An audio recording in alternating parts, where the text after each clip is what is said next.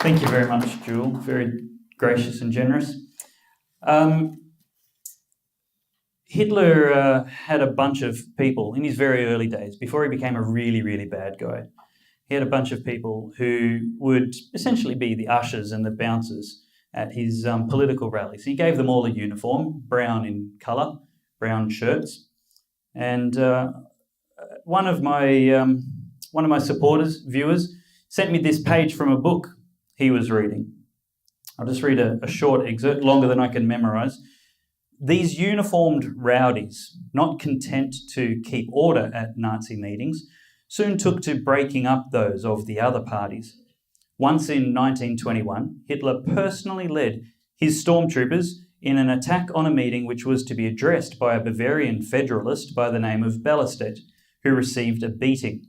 For this, Hitler was sentenced to 3 months in jail, one of which he served. This was his first experience in jail, and he emerged from it somewhat of a martyr and more popular than ever. "It's all right," Hitler boasted to the police. "We got what we wanted." Pellowe did not speak. As Hitler had told an audience some months before, the National Socialist movement will in the future ruthlessly prevent, if necessary by force, all meetings or lectures that are likely to distract the minds of our fellow countrymen. That is identical to the behaviour of those people who claim to be anti-fascism. In their ignorance, they perfectly personify fascism. They are the fascists. And what they practice we can call the thug's veto, that they wish to censor and control the speech. When they cannot win democratically, when they cannot ban the speech with devices such as 18C, they will bring in the thug's veto, whereby with brown shirts now dressed in black and we're allowed wearing face masks, they are the new brown shirts, the stormtroopers who will intimidate, harass, harangue, and even assault people who are attempting to hear ideas that they don't like and they don't want heard. So I, with a good friend of mine and colleague, Luke Isaac, took Lauren Southern and Stephan Molyneux on a tour around 5 Australian cities. And when we knew we were going to encounter some kind of protest, probably fairly large in Melbourne, we began to see them organising on Facebook. They were planning their own event. They were very deliberately organising and coordinating people and making sure everybody turned up, and they knew who to contact and where to get address details from. And, there was one group called Yard, Yelling at Racist Dogs, whose entire mission, without any shred of shame whatsoever, their entire modus operandi was to, in the first instance, stop people from coming with the promise of their behaviour. They said, as you line up to enter, we will look for anything that's different about you. Big nose, glasses, the colour of your hair, the skin, whatever we can find about you that's different from somebody else, we're going to point it out, we're going to make fun of you, we're going to yell it at the top of our lungs, and we're going to video it and then put you on the internet being humiliated all over, just trying to make sure that you were too scared to come along. And then when you do come along, they fulfill their promise and they just yell obscenities and hurl abuse at people and think it's their right and their privilege to publish this stuff all over the internet. And they are completely justified, of course, because you are the fascists. It's ironic, they don't even know what fascism means. It means authoritarianism, the state controlling everything. I don't know if anybody in here is in favour of big government, more regulation, more control, but that's probably you're probably in the wrong room if that's what you're in favour of. So it's actually them who wants extra regulations. When they say hate speech, they're actually talking about banned speech that they want to ban and prevent you from, extra control of the government in your lives. So we knew there were lots of people coming, and we started consulting with the police in every state saying, hey, this event is coming up in a couple of months. We just want to let you know it's happening. If there's anything we can do to cooperate with you as organisers, let us know, because we're really keen to make your job as easy as possible. And so we got put in touch with the counter-terrorism unit and the public events planning systems and places. So in Melbourne, we got to some mid-level, inspector level kind of people, sergeants and inspectors, and it is essentially they were really, really easy to work with. They loved working with us. They were sharing intelligence, saying, it's a counter-terrorism unit. That tells you a whole lot about the type of people that they're expecting. And when you use fear and violence and threats of violence to achieve a political outcome, what is that called? Terrorism. Of course it is. So we're dealing with these people, and as we got closer to the event in Melbourne, maybe about a month away from it, they said, look, by the way, there's been some discussion we had a meeting with the Victorian Police Commissioner today, and we talked about you for 3 hours. And a number was thrown around, about $150,000, we think, is going to be the quote that you'll be given. That's just verbal at this stage. So we waited and waited and waited to get something in writing before we went to the press, because we want to make sure we've got our facts straight before we publish anything. If it never happens, it doesn't happen. By the way, the organiser of the first Milo tour of Australia, Damien Costas, good friend, he actually never got a bill. They talked about it.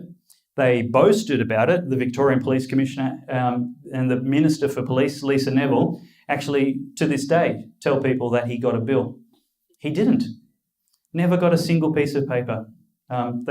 It's all PR, all puff and nonsense from them. We did wait, and we did eventually get a written quote 2 days before the event. 2 days before the event, they said there's an application to waive the fees, but you have to apply for it 4 weeks before the event. So the quote for you is $67,842.50. It was all very carefully itemised, the amount of officers and their hourly rate and the amount of hours that they would need. And we'd gotten legal advice long before this, and we said to them via a solicitor's letter, thanks for your quote, we don't accept this, and we do not require your services. We have security in the event. Feel free to do whatever you want. Let us know how we can cooperate with you, but we formally reject your quote. So then by the way, that was a discount. They were doing us a big favour. The actual costing, because they only charged us for costs on the night, the costs of planning and everything else like that actually came to about $230,000, they told us. Within a week after the event, they sent Axiomatic Proprietary Limited a invoice for that amount, the exact same amount. And coincidentally, they'd given us a quote for one venue, which you have to know that there's entirely different logistics. At one venue, we were actually going to possibly consider doing entry and exit via boat because it was on the water, and it's a lot harder for the protesters to block the entry that way. I'm sure they'd find a way, but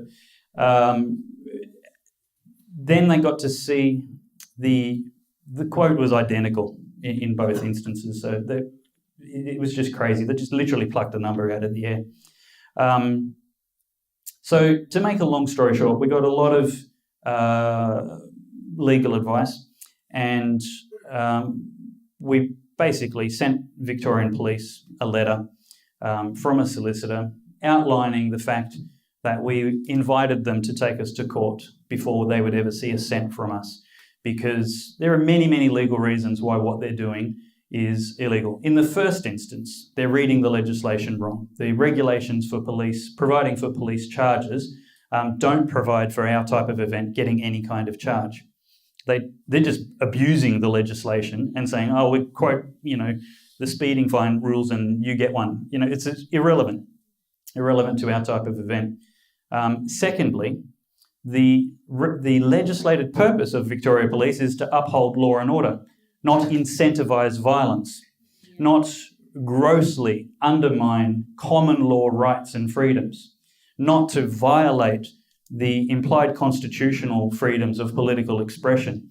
That applies equally to the states, even though it's a federal thing, it applies to the states as well. They can't do anything that's inconsistent with the Constitution. And what we've asked them to do is, please take us to court. We're happy to lose in Victoria and take it to the High Court of Australia, because we're sure they're very keen for an opportunity like this, an excellent test case to demonstrate that not only does that law apply equally to state governments, but the executive branches, such as the police of those governments. And so executive actions which violate constitutional freedoms are just as unconstitutional as they are if the state government did them. So silence is the deafening reply.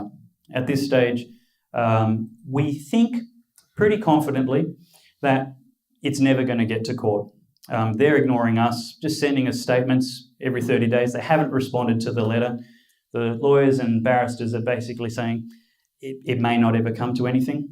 And so that's why we prosecuted it very heavily in the media as well, got on as much TV stations and newspaper articles. You may have seen something. I hope you saw something, because I heard there was a conservative organisation in Perth that literally changed who they were going to invite because they didn't want a bill. So here's the thing. The Victorian government is participating in the thugs' veto. They've essentially emboldened and empowered and facilitated those people who are inclined to violence and given them extra weapons against people like us. They've said, okay, not only can you, without any serious consequence, block a major highway, assault people, abuse people, terrorise people for your political outcomes, but we'll actually help you wield a $68,000 weapon against anybody you don't like as well. And you may have seen a video I shared. It's on YouTube, of a Antifa member from Melbourne actually encouraging and boasting, I'm glad I helped them get a bill. It should have been more. If you're in Brisbane, make sure you do your bit before they get there. Like, what? Has anybody heard of the Alco-Pops tax? Yes. The purpose of the tax was to what? Increase alcohol consumption or reduce it? Reduce it. What about tobacco tax? Is that designed to increase tobacco consumption or reduce it? So what's the kind of effect that you're going to have with a financial penalty on Conservative meetings? You're going to reduce it. And if you give this incentive, extra weapon to people who want to organise public violence that they can use, are you going to reduce? They're going to, we don't want our enemies to get a financial bill. We better not do anything. Are you going to get more public violence or less? So what the Victorian government is essentially doing is saying the kind of Victoria we want has less peaceful assemblies with people fully cooperating with police. And what we want is more public violence in the streets, assaults on police, damage to private property. So the Free Speech Coalition has been organised to fight this battle and other battles like this. So if the funds that we raise aren't needed for this battle, there'll be another battle next week or the day after. And so they'll be used for all of that. It'll be used greatly. And one of the first things we're doing is the Unshackled is one of 6 finalists in a free speech independent media award that's going to be presented at Liberty Fest this Saturday night. So Unshackled deserves some congratulations, along with Bernard Gaynor. And we're very excited to see what the outcome of that is. So, happy to take any questions a bit later. Thank you, Jewel. Thank you, David.